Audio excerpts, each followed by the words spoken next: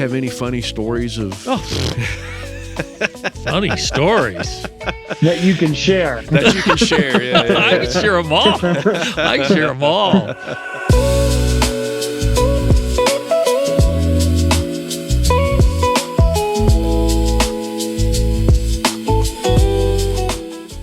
Welcome back, everybody, to Liberty Quartet's 30th anniversary video podcast miniseries. That's a lot of words in there, but it all makes sense because this is... if this miniseries thing, really takes off and people love it and they want more of it, then great. If not, then great. This is all just for everybody to get to know the current and former members of Liberty Quartet. And Peyton and I came up with this idea a couple months ago, I think back in December. Correct me if I'm wrong, Peyton. It was roughly December-ish when we came up with this idea. And yeah, it was somewhere around there. And we thought it'd be a great idea just to get some background info on all the members, current and former, of Liberty Quartet, so people get to know them better. A lot of people don't get to see behind the scenes, and they don't realize that we're just regular people just like them. And we have issues too, and we have the ups and downs, and I'm fighting sinuses right now. Yeah. Are you? Yeah. You're starting to fight sinuses down there? He's got some major issues, man. He's I can take over Royce's part right now if I try real hard. But so Peyton, how are things down in Arizona? You're down in Benson? I am still down in Benson. It was 45 degrees this morning. Ooh, actually. That's cold. Oh yeah, and it's only gotten back up to around 59, 60. So. Oh man. I honestly think my allergy issues probably have to do a little bit with the weather, because when we were down in Arizona on our last tour, it was really warm. It was like low 80s, mid 80s. Yeah. And we came back here and it was cloudy and cold and rainy, and yeah. So I think it might have a little something to do with it. I went for a walk yesterday and it was very dusty and stuff, and the weather was all over the place. I think that's why I'm battling stuff. Yeah. I don't know. Yeah, this state just kills me, man. It's all out there. Well, you grew up in Florida, so you're not used to all this dry weather. Right. Right. No, I'm not. Well, today we are talking with a good friend of Liberty's, and everybody knows who follows Liberty for a while. They know who this gentleman is, and he was with Liberty for, maybe 10, 12 years, something like that. And I'm really excited to get to talk to this guy, and I've wanted to do this for a long time with him. But he still lives here in the Treasure Valley, around in the Boise area, and he was with Liberty Quartet from, I think, roughly about 2004 to 2012, something like that. But would you please make welcome Mr. Dan Gilbert? Do you prefer Dan or Daniel? Dan's fine with me. Yep, I'm only Daniel when I'm in trouble. As long as we don't middle name you, you're good. That's right. Well, Brother Dan, how are things going with you these days? Going really well. Yeah. Really well. Yeah, everyday life stuff is there. Yeah. My mom, which everybody knows. If you don't know my mom, you're missing out. She's a special lady. Oh, she's a special gal. Yeah. Yep. Just turned 90 in January. Oh, woo. Yeah, and Wow. last Sunday fell and broke her hip and her collarbone. Oh, man. Yeah. Oh, but no. you know what? There for a few days, oh my goodness, we thought, uh-oh. Yeah. But boy, yesterday she just sprung back, and wow. So we're really thankful and well, that's good to hear. I love talking to her. She is so proud of her son Dan. Oh boy. She loves talking about you. Well, that's kind of what we're here to do, is to talk about you. And I want to start off with, everybody knows you're in Liberty, that follows us knows you're in Liberty for a long time. Yeah. But I want to go all the way back to the beginning, the very beginning. Where were you born and raised when you came into this world? Yeah. Born in Fort Worth, Texas. Oh, wow. Yeah. Very cool. Tarrant County, Fort Worth, Texas. But my father was career Air Force. Okay. So I literally lived there, I don't know, 6-8 months. Uh-huh. Back in the day in the Air Force, it's not like today. We moved about every 18 months. Oh, wow. On the money. Even when they sent us to Germany, that was supposed to be a 3-year tour because it was such a big move. No, 18 months. There and back. So I grew up all over the country. And then I spent time in the military myself in the Coast Guard. So I have lived from Astoria, Oregon to Miami, Florida, and pretty much everywhere in between. Wow. Yeah. That's so you were a world traveler, when you were by the time you were like 5. Exactly. Yeah, I was an international traveler. Yeah, that's awesome. Uh-huh. Do you remember anything about living overseas, like in Germany? Oh yeah. Yeah. I mean, to the point that I would love to go back. Yeah. I don't know if John told you, in the previous episode, but he's taking his family to Germany here for a couple weeks in just here real shortly, and I'm just super jealous. I want to go with him. Right. I wish I was John's son. Got any extra room on that plane there, Right. John? So yeah, I remember the Rhine River. I remember Heidelberg Castle. I remember going to London and England and the Rock of Gibraltar. So I remember all that. What history they have over there. Oh man. I've always wanted to go. My grandfather was actually he wasn't born in Lithuania, but his family was from Lithuania. He was actually born in California. And when he was real young, he moved back to Lithuania to live with his grandparents. And this was right before World War II. So it was way back in the 20s and 30s. And my dad likes to tell, this is on my mom's side, but my dad is the genealogist of the family. So he knows all this stuff.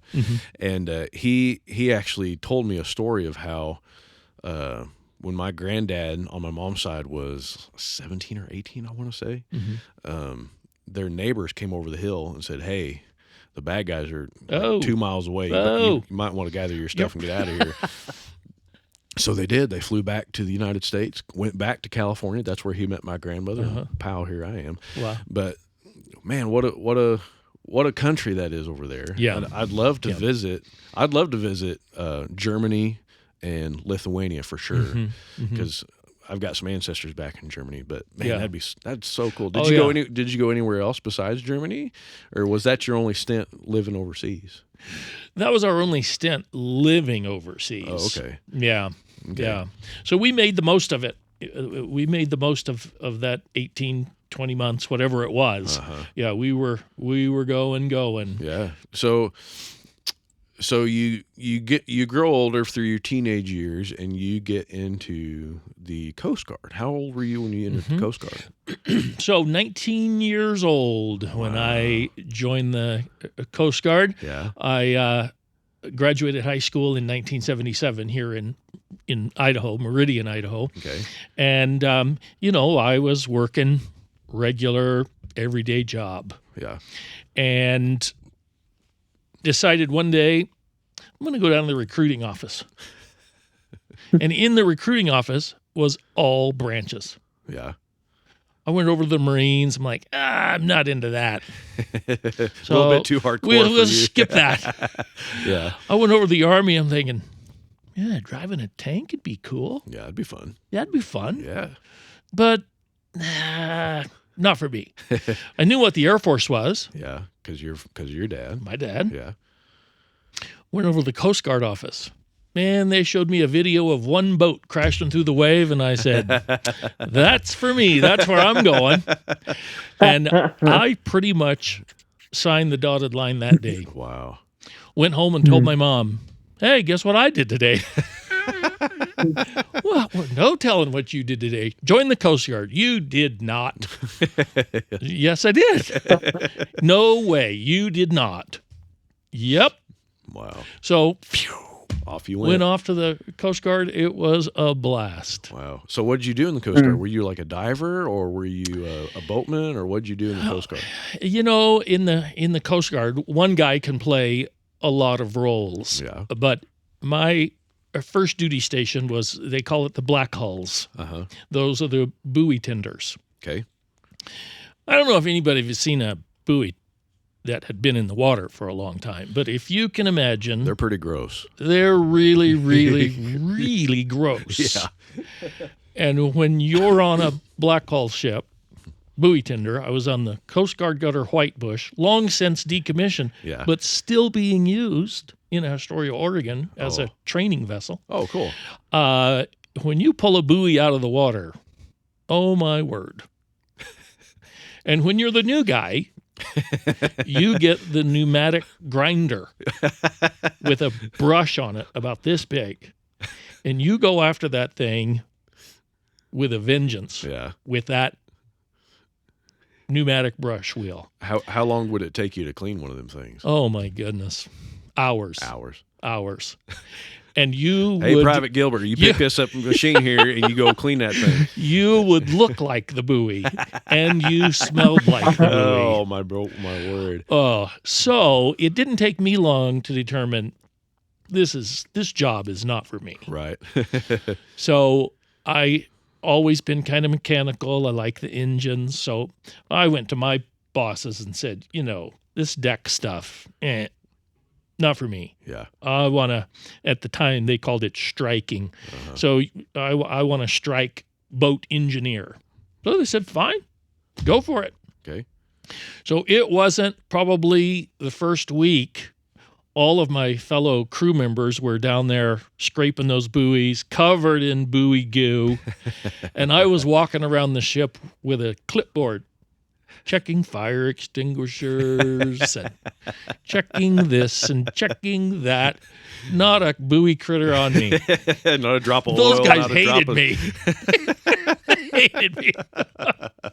So about a week later, you would transfer boats, and those guys wanted to throw me off the boat. Right. But no, I struck enginemen. They called us MKs, mechanics technicians. They sent me off to school to Virginia. I went from Virginia to another aids to navigation crew, but on a small boat in Miami Beach. Did that for a little bit. Oh, man. Suffering for the military. Yeah. It was great. They would send us just off here, go take care of all these aids from Fort Lauderdale to Key West. Wow. And, they sent us on our way. A lot of independence. I love that. Yeah. And then the Mary L. Cuban Sea Lift started. Oh, okay. So they sent me to Key West to work on the patrol boats, ushering in all of those folks from Cuba during that time. Okay. And they took a shining to the way I handled things. And so when I came back, they put me on the search and rescue boats at a different location there on the same base. So I was the boat mechanic there, the boarding officer, and the designated go in the water if you have to kind of guy. So this was back in like the 70s or 80s? Or? This was in the 80s. During Pablo Escobar's reign. Yeah. Yeah. It was fun. Zero training. They'd give us a gun and a sandwich and send us off into the lake or into the ocean at midnight and just say, go get them. Good luck. Go get them. So one night we pulled over a boat and had 120 odd tons of dope on board. Oh, wow. And it was me on the boat all by myself going, there's a lot of drugs on this boat, back on the radio. There's a lot of drugs. What do I do? Put everybody in the back of the boat. We'll call for reinforcements. So anyway, 120 some tons of dope. Wow. Pretty fun stuff. That's incredible. Yeah. I think back on it now and go, what in the world? They sent us out there to chase around Pablo Escobar's guys. They taught us how to load our gun and shoot it at a paper target. Point here and pull, yeah. It was fun stuff. Wow. So I'm really curious. Yeah, go ahead. You're sorry again with the connection. It's hard to not interrupt. No, you're good, brother. Go for it. But you told these stories, and I'm like, this is the lead singer for Liberty Quartet. Where does music come in? Oh man. Yeah, I was about to swing this back around. Yeah. So I remember So my mom and dad are from Columbus, Georgia. Okay. So Southern Gospel, heaven Mhm. down there. Yeah. And I was, I don't know, second grade at Edgewood Elementary School. And we went to a little church, Edgewood Assembly of God. This was when my father was stationed in Vietnam for a year. Oh, okay. So the military, they sent us back to Columbus, Georgia to be around family and everything while Dad was gone. Yeah. So we went to Edgewood Assembly of God. I remember J.D. Sumner and the Stamps Quartet Oh, yeah. coming to our little church. Yep. And I thought, I'm going to do that one day. That is cool. Yeah. So you remember when JD would do the machine gun impersonation? Yeah. It's a machine gun, a bazooka, something. Yeah, yeah. Harwitz or something like that. So that just really flipped my trigger. And then the Assembly of God Church, Sunday morning we'd sing the hymns, the slow ones. Yeah. But boy, Sunday night, we pull out all the stops. We, Mansion Over the Hilltop and all the fast ones. Yeah. All the fast ones. Yeah. Well, standing next to Mom, she would sing the alto part. So I would start picking out parts and singing along. So my love for Southern gospel music started way back then. Yeah. Picking out those parts. And then fast forward into the 70s when the big choirs were a thing. Oh, yeah. Oh, yeah. We sang here in Boise. There was a church there. Now it's gone. It's an apartment complex and a gas station. Oh, wow. But it was Central Assembly there on Fairview and Cloverdale. Used to be a big church there. Yep. I know exactly where that is. Yeah. Well, we had a big choir called the Singing Ambassadors. Mhm. And we would get, 4 or 5 buses. We'd tour over to San Francisco, and we sang at Yosemite, and Dude, I want to sing at Yosemite. I've never been there. oh, sure, all the big guys go there. All the big names. Well, that counts us out. But no, I've got a record of the Singing Ambassadors. And then we had an offshoot, a small group, New Dimensions or something like that. And we'd travel around and sing, and we had our leisure suits on with those big silky shirts with collars out to here and puka shell necklaces. Oh, man. So always have been in one group or another. And the small group is how I met Royce. Oh, okay. Yeah. When we attended the Nazarene Church on Liberty Street. That's how Liberty got her. Liberty Quartet. Got its name. Yeah.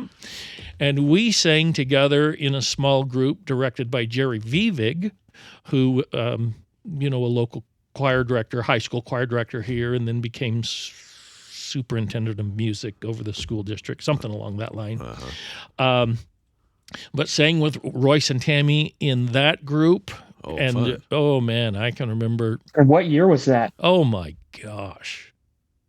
Well, it had to have been in the early 90s. It was after the Coast Guard. I got out of the Coast Guard in 80.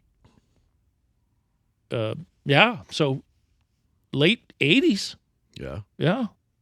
But no, I can remember Royce, Tammy up there singing, and Royce was playing his guitar, and I thought, man, that guy can sing. Yeah. Yeah. Was he low down back then too? Yeah. Yeah. Oh yeah. Had that range? Oh yeah. Yeah. Mm-hmm. So yeah, then Liberty started up. Remember at their first live recording. Yeah. Miles Miracle Continues. Is it Miracle Continues? Was the first DVD. The Miracle Continues. Yeah. Yeah. And or VHS for you older guys. Yeah. Oh yeah. I remember the VHS tapes. Yeah.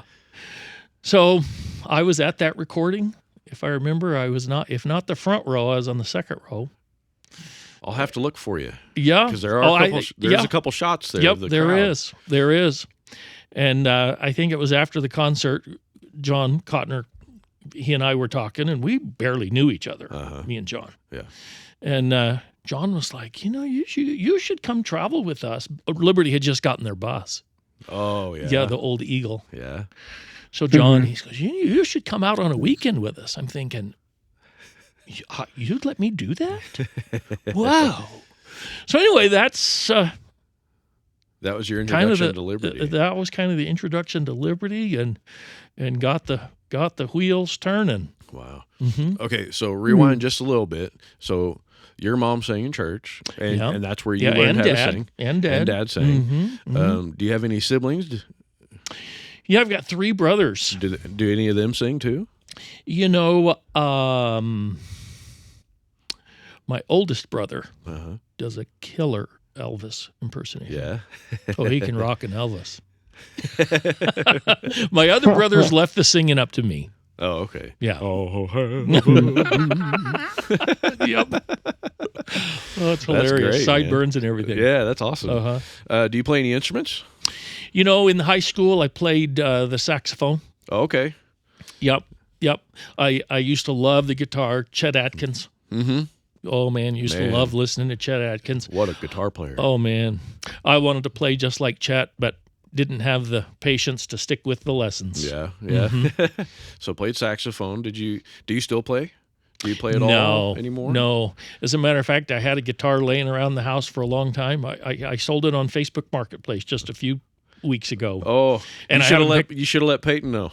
I know it was a good guitar. I should have. I didn't think about that. But I haven't picked up a saxophone for years. Wow, that's crazy. Mm-hmm. It's funny you mentioned seeing J.D. Sumner and the Stamps as a kid. I remember seeing J.D. Sumner and the Stamps as a kid. It was obviously in their later years, but I think it was mid to late 90s. It was right before J.D. passed away. Yeah. But there's a church where I lived at called Northland Christian, and they were on the north side of Topeka, where I grew up in Kansas. And they had once a month a thing called the Saturday Night Alternative, and they'd bring all these groups out, and I saw everybody: Florida Boys, J.D. Sumner and the Stamps, Gold City, Brian Free and Assurance. I'm pretty sure there was other groups that came that I saw, like the Martins and all these other guys. And so my parents had a group growing up, sang around the area. Oh, I didn't know that. So I grew up with I was born into Southern gospel music, and I still remember to this day hearing J.D. Sumner and the Stamps, and this was when Strickland was singing tenor. Okay, so that kind of gives you a time frame. I don't remember exactly when they came, and but I still remember to this day.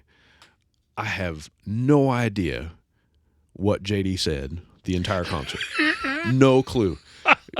I mean, because he would sing and he'd rumble the whole gym. Yep. But he started talking, and all he heard was, I remember that. And everybody would laugh, and I'm like, what did he say? What are you laughing about? I have no idea what he said. No, never. So, getting into Southern gospel music, was there a certain singer that you look up to that you're like, man, what a voice?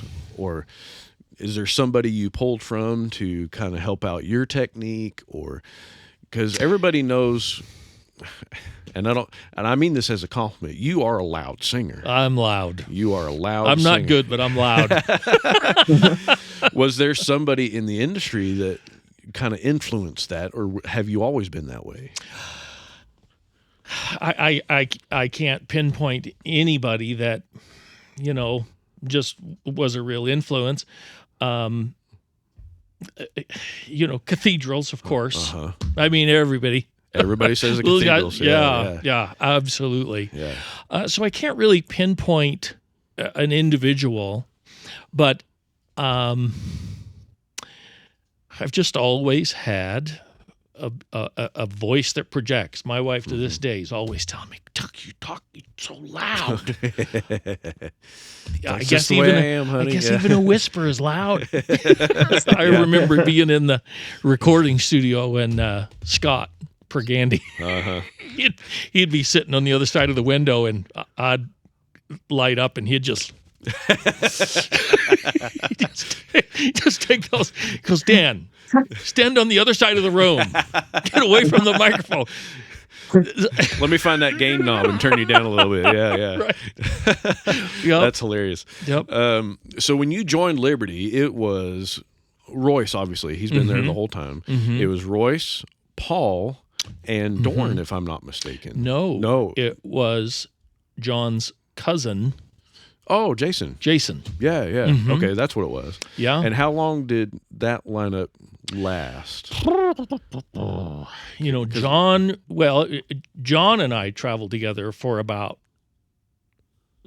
6-8 months Oh, okay. together. Yeah.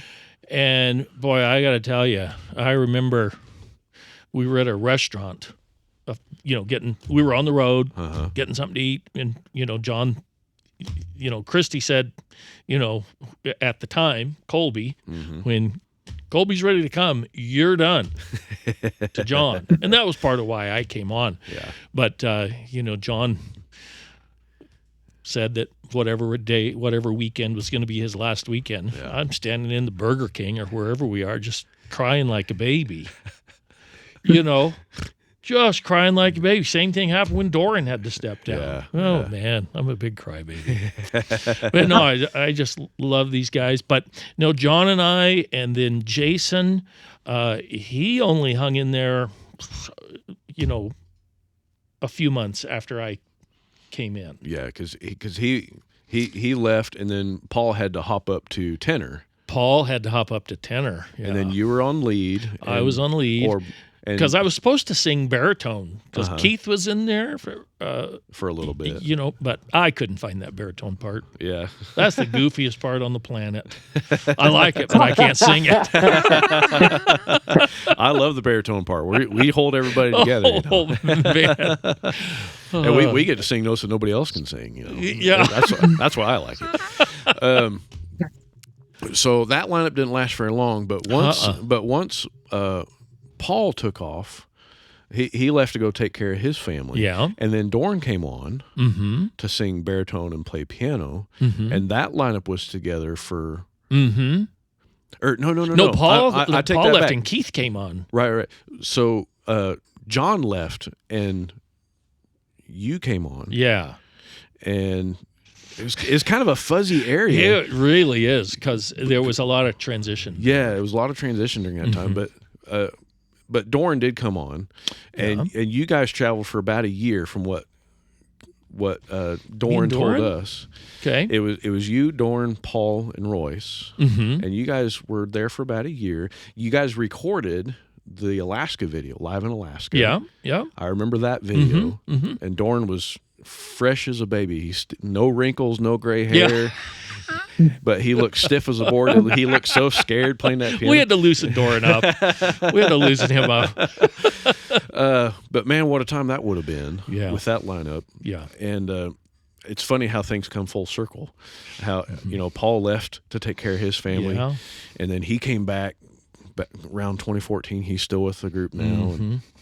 But then when Paul left, Keith came along, and that lineup lasted, my goodness, almost 5 years. Yeah, about 5 years. And that's, in my opinion, that's when the sound of Liberty just kind of, it went to another level, I think. You know what I mean? Yeah. Like, you guys were tight. You guys were best buds. I mean, yeah, you could really were. Tell it on stage and off. Yeah, we really were. What, do you have any funny stories of... Funny stories that you can share. Yeah. I can share them all.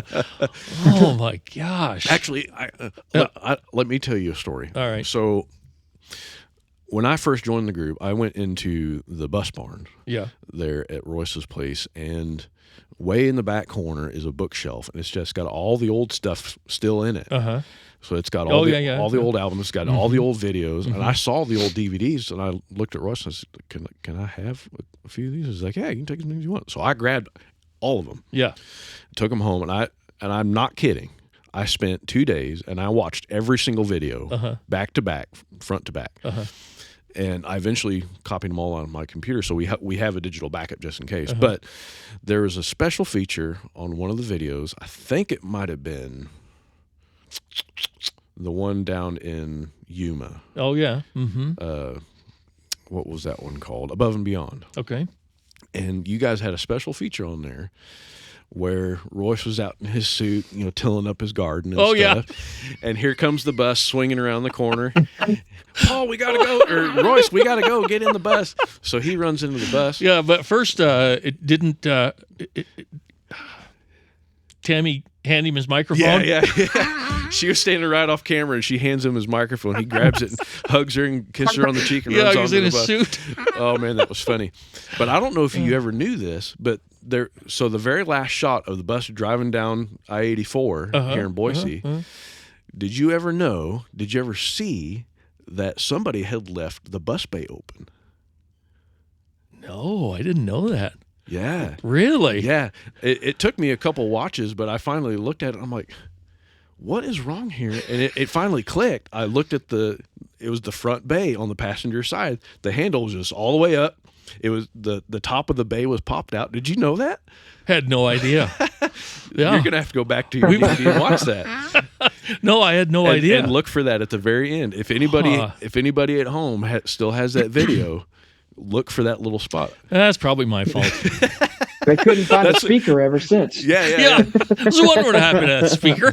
And that was my first thought because you maintain the bus when you're with the group because you're a mechanic. Mm-hmm. And I saw that open handle. I'm like, I'll bet you anything Dan was in there fixing something, closed it, and forgot to lock it. Probably me. Yep, it was me. Oh, that's hilarious. Hello, everyone. Future Will here. Just wanted to let you know of a few details regarding our 30th anniversary celebration coming up in September. It's going to be September 18th through the 20th at Valley Shepherd Church of the Nazarene there in Meridian, Idaho. We have invited all of the former members of Liberty to return and come sing with us, and it's going to be a great time. We hope you all can be there. On Friday the 18th, in the evening, we're going to have a welcome banquet at 6 o'clock there at the dining hall. On Saturday the 19th in the morning, we're going to have a brunch. You're going to have the afternoon off, and in the evening, we're going to have an outdoor barbecue and hymn sing and the pavilion outside, which is going to be a great time. I'm really looking forward to that. Seating for both Friday and Saturday are limited due to space, so if you want to be there, you need to sign up early, and I'll let you know how to do that here in a second. Finally, the big concert on Sunday night. We're changing the time. We're moving it up from 6. We're going to move it up to 5 o'clock in the evening. Doors are going to open at 4. Once again, the concert is going to start at 5. The doors are going to open at 4. So if you want a good seat, get there early. All of the events are going to be held there at Valley Shepherd Church of the Nazarene. For more information, here's what you need to know. Signups can be found on our website, libertyquartet.com/events. Scroll down to the 30th anniversary picture, click on that, and it'll tell you everything you need to know. All right? We also invite you to sign up for our weekly email newsletter that we send out every week. We also encourage you to follow us on social media. Facebook, Instagram, X, and YouTube are our main platforms.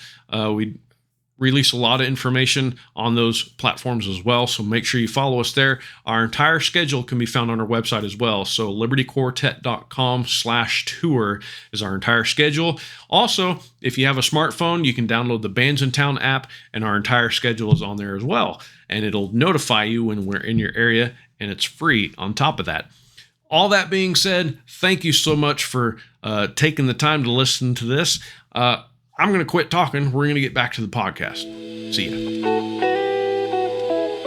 So you were a mechanic mind, and you took care of that bus, from what I understand. You did so much to that bus. Oh, yeah. You knew the ins and outs of that thing. That must have been a chore to keep up, to keep that thing running. Oh, it was a chore. Because by that time, it had been around for about 10 years. And Liberty had it for 5 of those years, at least. Yeah, that thing got more love and attention than my wife did.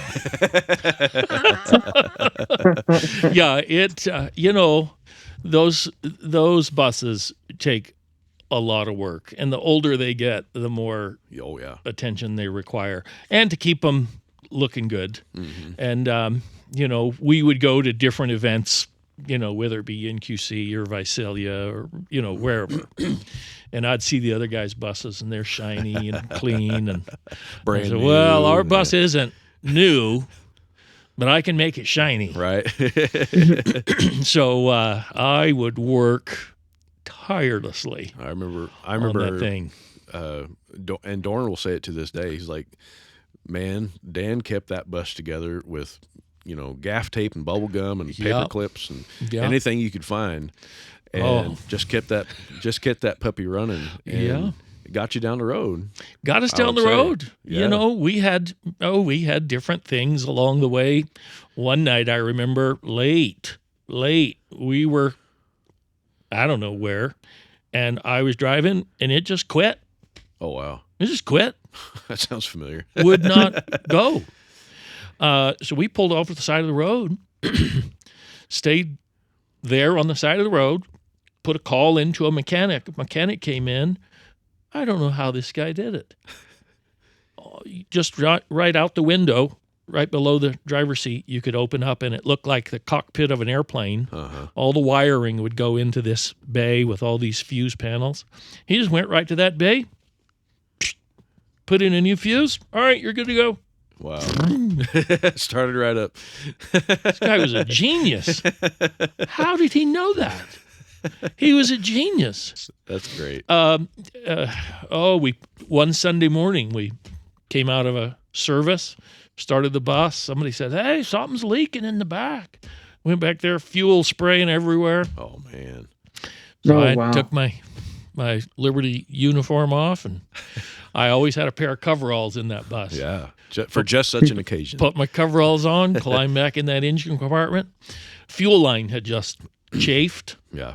And there was a guy there at the church that owned a hose fitting outfit. He took that hose, ran to his shop, brought it back, Wow. put it on, and away we went. Isn't it amazing how God, whenever something like that happens to a ministry vehicle Yeah. or a bus, Oh, yeah. God has got somebody right there Oh. that knows exactly how to fix it, Yeah. and Yeah. we'll say, hey, just give me that part. Give me 15 minutes. I'll be Yeah. right back. Yeah. We were That's broke down. incredible. We were broke down with a generator problem in a parking lot. Yeah. And I didn't have every tool on the bus I needed. Uh-huh. And we're back there, and they needed a tool. We didn't have it. Yeah. It's Sunday morning. Nobody's open. Yeah. Snap-on truck in the parking lot. We're like, excuse me, do you happen to have? He's like, absolutely, here you go. I think he gave it to us. Oh, yeah. He either gave it to us or we stole it. One of the two. Conveniently forgot to give it back. Yeah. Yeah. Well, I remember, so when I first was trying out for Liberty, it was in 2019, and they picked me up, and I told this story in another episode, but I'll try to keep it short since everybody already knows. But they picked me up in Casper, Wyoming, at the airport there. Oh, big And, airport there. Yeah, yeah. Hair care and tire center, And I'm sitting there on the curb waiting for the bus, waiting for the guys to get here. I texted, I think it was Paul. I texted Paul. I said, hey, I'm here. I'm waiting by Pillar 7 or whatever. And I kid you not, as busy as it was, which it was actually kind of busy that day, I heard that bus coming before I ever saw it. Is that right? That old Detroit Series Yeah. 60 diesel thing. You could feel it. Yeah. Yeah. And I saw that thing come around the corner. I said, oh, boy, what have I got myself into? But I'll never forget. There's one story about the bus. I mean, there's all kinds of stories about the bus. But the one I'll never forget was right before we had sold it, or had sold it to get the new bus. Right before that, we had a tour. We were doing our Midwest tour through Nebraska, Kansas, and all that area over there. We had eaten lunch in Salina, Kansas, which is the proper way to say it, by the way, for those of you who don't know. It's Salina, not Salina. No. Which is weird because the county's named Saline. But anyway, it was possibly, and I grew up in Kansas, right? Okay. I've played Little League baseball through the middle of summer. It gets hot in Kansas, all right? This is the hottest I'd ever seen it in Kansas. I mean, it was awful, like straight up oppressive, right? It was 105 105 in Salina, but the heat index was like 135. Yeah. And I'm not joking, 135. Mm-hmm. So we get done eating. It was literally like walking into a furnace. Yeah. We get done eating. We get back on the interstate. We're headed down to McPherson to sing with Ernie Haas and Signature Sound down there. And we didn't make it 5 miles down the interstate. And Paul's driving. Yeah. And the air conditioner is having a really hard time keeping up, you know. Yep. Because, I mean, you know. It never did work It really never- well. It worked, but not great. Right. It moved air. That's about all it did. But he's like, well, that's weird. I got no power. So he pulls over on the side of the interstate. Mm-hmm. He opens up the back of the bus, and we're missing 3 belts. And they just gone. Mm-hmm. So we're out here, and I felt bad for the guys. Yeah. It was Paul, Royce, and Dorn. They all had their heads stuck in the back of this. I think I engine remember bay. this picture. And I'm like, well, I'm just going to get in the way. So I'm just going to stand back here, and I'm going to just, take a picture and whatnot. So I did. I felt so bad for them because we're on concrete in the middle of summer in Kansas. It's 135 heat index. You open up that bay, it's not a cool bay. Nope. That's 250 degrees Right. coming in your face. Yeah. And, oh, man, I felt so bad for them. Yeah. But thankfully, he had a belt as a replacement, and he got them all replaced, and down the road we went. Yeah. And we get to the venue. It was a high school down there. And we get to the venue. We unload all of our stuff. They had one working air conditioner in this gymnasium, so it was hot. It was about 85 degrees in that gym. Yeah. Yep. This is all in one day.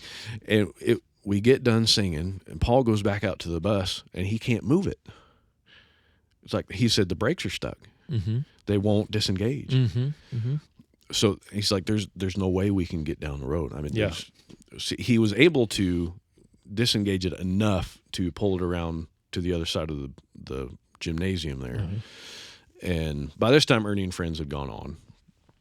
And the organizer of the event, a good friend of ours, for the life of me, I apologize, I cannot remember his name off the top of my head, but he knew a guy that was a mechanic or was a farmer. Mm-hmm. And so he called him up. Here comes this, I'm a big farmer, big guy. Mm-hmm. And we had figured out that it was this little diaphragm part but we couldn't get it out. Paul couldn't get it out. In the air can?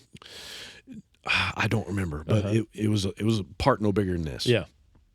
And Paul couldn't get in there to get it out. Mm-hmm.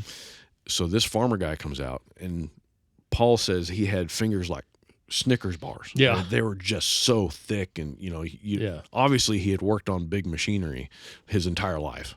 He comes out here, and he just gets his big hands in there, and he goes, bink, pulls it right out. And he says, "Okay, there's a Love's right down the street, about 10 minutes. Mm-hmm. We're going to go down there. We're going to get a replacement part and come back." Mm-hmm. This is a Saturday night. They close in 5 minutes. Oh yeah, right. Yep. They call him up and they're like, "Oh yeah, we got that part. Come on down." Yeah. So it was a God thing. Mm-hmm. And they went down there, got the part.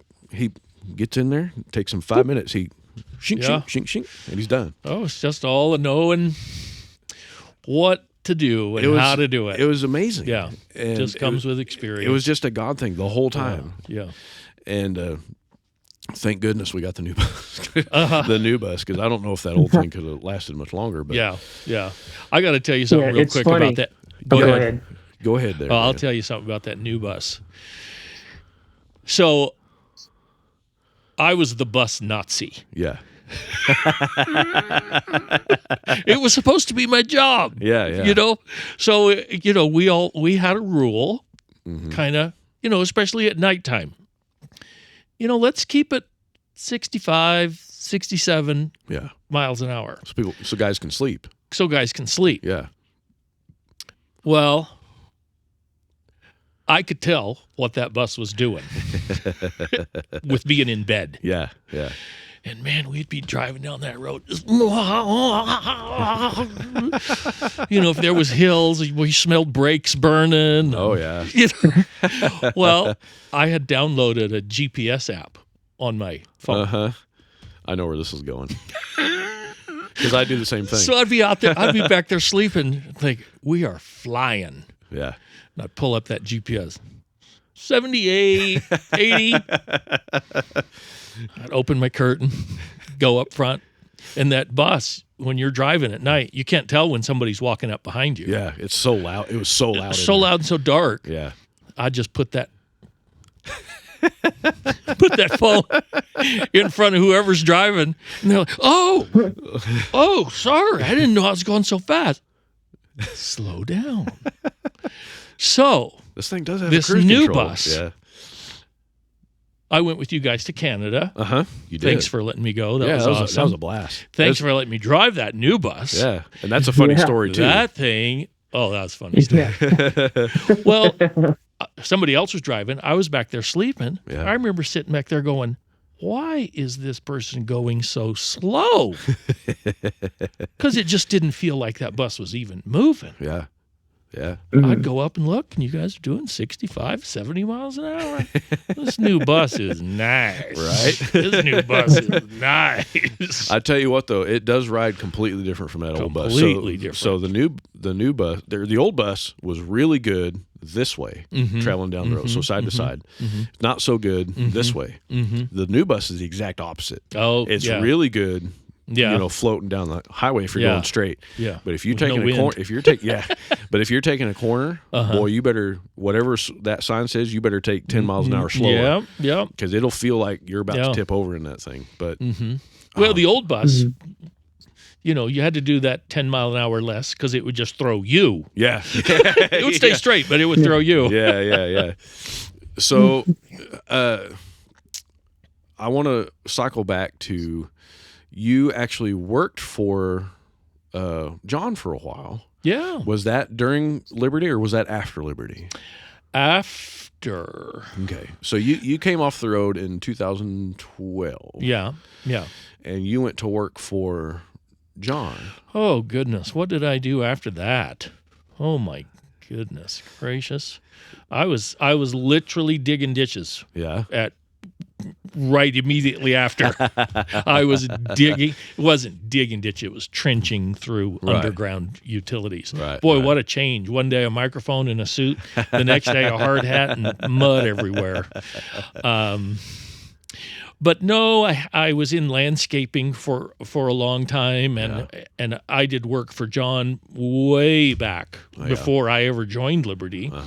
But then, I went into a position where we started a business, Donna and I, where we traveled full time. Yeah. I traveled even more than I did with Liberty. Oh, wow. We ended up with a big Class A diesel pusher, and we traveled the country doing different trade shows and state fairs like the LA County Fair, Texas State Fair. And you were selling hot tubs, right? Infrared saunas. Ooh. Yeah. Wow.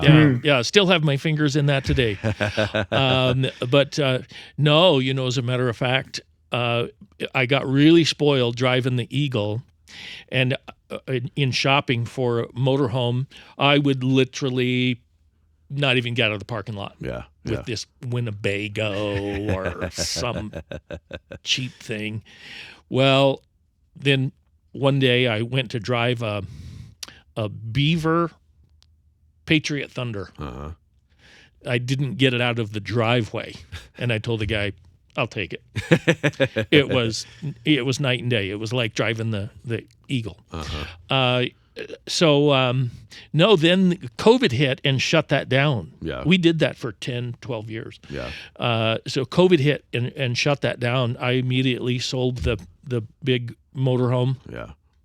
And literally one day, John and a buddy of ours named Eric, we were on our way to play on side-by-sides down in Utah at Moab. And we're driving down the road, and John is in construction, and literally we're trying to have a conversation, but his phone keeps ringing. And he keeps saying, no, we don't do remodel. No, don't know anybody. Hang up. So we'd keep talking. Phone would ring. No, we don't do remodel. No, I don't know who to call. About the fifth call, John goes, no, we don't. Hang on a second. Dan, you want to start a remodel company? I'm like, sounds like we'd be busy. And he goes, yeah, we'll do that. So literally, we were down in Moab for 4 or 5 days. By the time we got back, we had booked about $1 million worth of business. Wow. Through John. No joke. No joke. I've had a lot of jobs. Yeah. I've had a lot of crazy jobs. Never one in construction. Never one. That's crazy. So I was supposed to be the sales guy. Didn't know what I was selling or how to sell it, but really quickly became the demolition guy. Yeah. and that's kind of what you're doing now.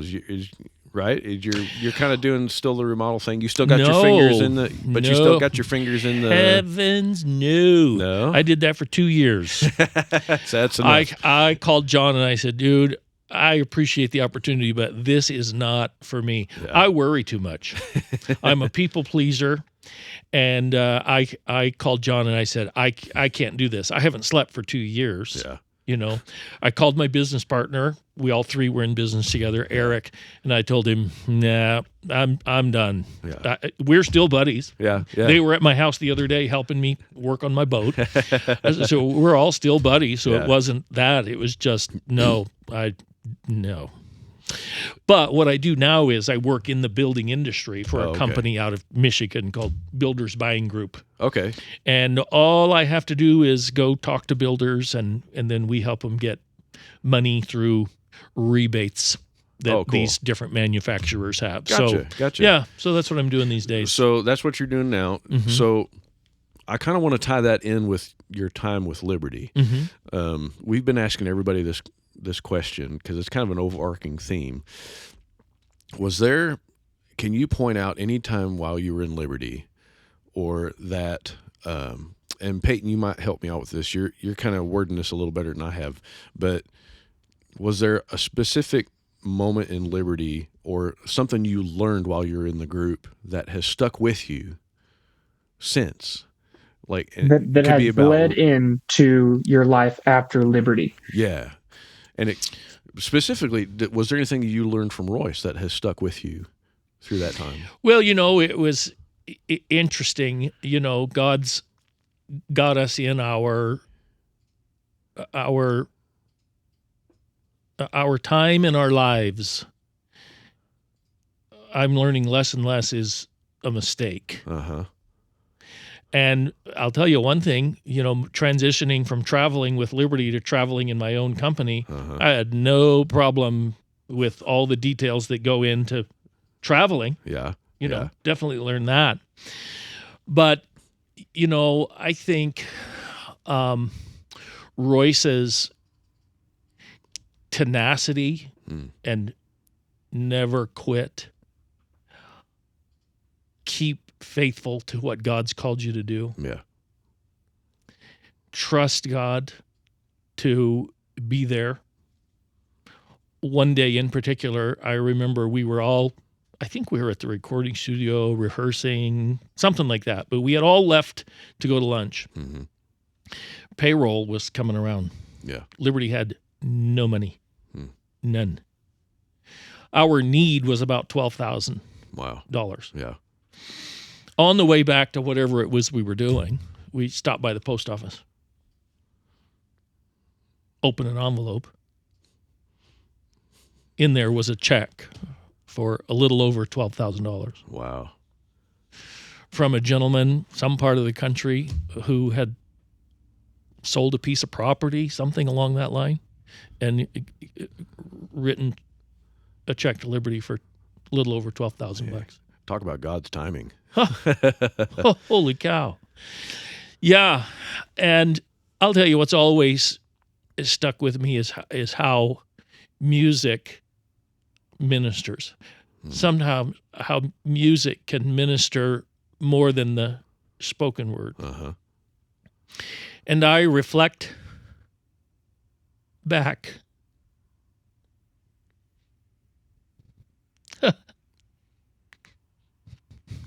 Sorry. Oh, you're good, brother. There was a lot of songs that we would sing.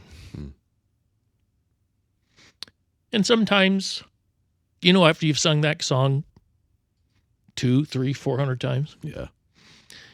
you know, then there's that time,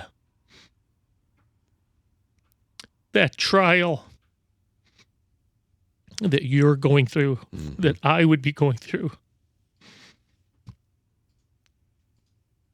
And then we would sing that same song that I'd sung hundreds of times. But then those words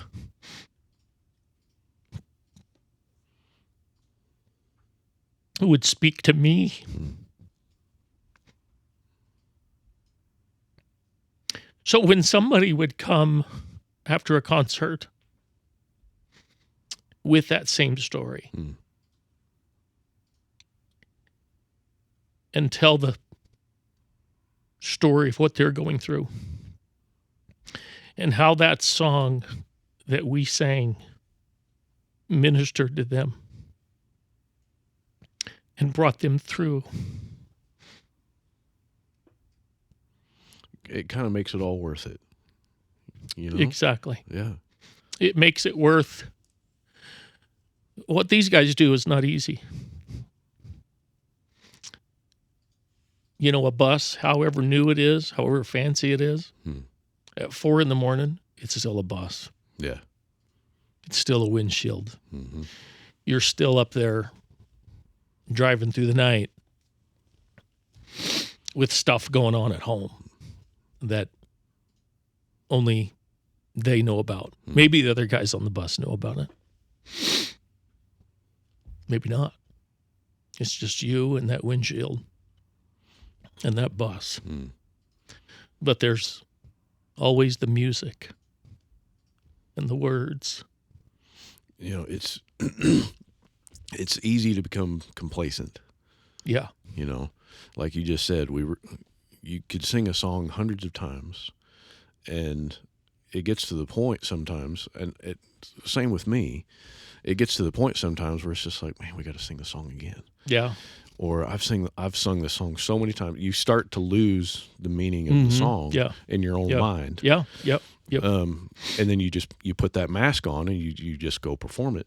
But every now and then something will click. Oh yeah. And especially for me, like I'll be singing a song and a lyric will hit me just right. It's like, oh wow, I never thought of that before. Yeah. Or you can see it in somebody's reaction down in the audience. You know, they're bawling and crying, and it's like, man, this song is this is why we do this. Yeah, what's going on in their life? Yeah, that this is exactly. speaking. We to have them. no idea what people come into our concerts with, what baggage they're carrying, what praises they're carrying, what they're feeling that day. You know, they probably just had an argument in the parking lot with their spouse. We have no idea. No. And for me, that's why we do what we do. Is we're ministering to these people.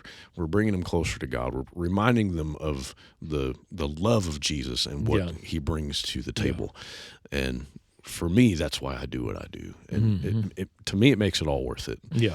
So yeah. Peyton, do you have anything else you want to add before we close this out? No, I've just been sitting here listening to you two. Y'all two got it. We kind of left you out on this one. I'm sorry. Yeah, no, it's okay. I didn't have much to add anyway, so. Well, Dan, I don't want to take up too much more of your time here, brother, but no, we're good. I'm so looking forward to September for the 30th anniversary, and we had a little bit of a taste of it when we were at the retreat last year. Cascade. And it was you and I believe Keith was there, and John was there. And who else was there? Was Keith Wagner was there. Both Keiths were there. And we got up there and we sang some songs. Man, that was so much fun. It is fun. And it is fun. That's another memory that's going to stick in my brain for a long time. And I'm really looking forward to bringing everybody back, as many people as we can get. We've invited everybody, and hopefully everybody can make it. We're not entirely 100% sure yet. Yeah. We're hoping everybody can make it, and I know it's going to be a fun time, no matter who's there. Oh, it's going to be great. And I'd really, and we had talked beforehand, before we started all this, it'd be really fun. And I'm kind of putting this plug out there, and I'm hoping Royce will see this. Man, that's a good idea. Oh, Is to get everybody at a table, yeah. and record it, and just tell stories. Oh, I tell you what, we have to make that happen. Oh, man. That will be hilarious. Oh, as long as we do it on like a Friday or Saturday, not the Sunday concert. Right. Oh no, I tell you the stories that you'll hear. Oh man. Oh my. And just the one on, or the 2-on-1 we've had here has just been so much fun. So thank you so much for taking time out Absolutely. of your day and coming to chat with us. And Brother Peyton, I hope you stick around. We've got Mike Peters is coming up. Oh. And I've only met the gentleman once, and I'm really looking forward to sitting and talking with him about the first days with Liberty Quartet. But that's going to be a lot of fun. So thank you, Dan, for coming, and thank you all for watching and taking time out of your day to come and spend your time with us. And like I said, we've got Mike Peters coming up. We've got some of the guys that are out of state. We're going to be interviewing them. We'll be interviewing, I know for sure, we'll be doing Philip. We'll be doing Derek, and we'll be doing Jordan for sure, and Keith Jones. I've got all those guys lined up. There's a couple more that I'm waiting on, but it's going to be a lot of fun. I hope you stick around. Please make sure you like and subscribe. Like this video. Subscribe to our channel. That way we know this is what you want to see, and you want to see more of it. It'd be so cool if we could keep this thing going past the miniseries. That'd be awesome. That would be good. That's my dream. But we'll see if that ever happens. It's in God's hands, But thank you so much for coming. Have a blessed day. We will see you around the bend. See ya.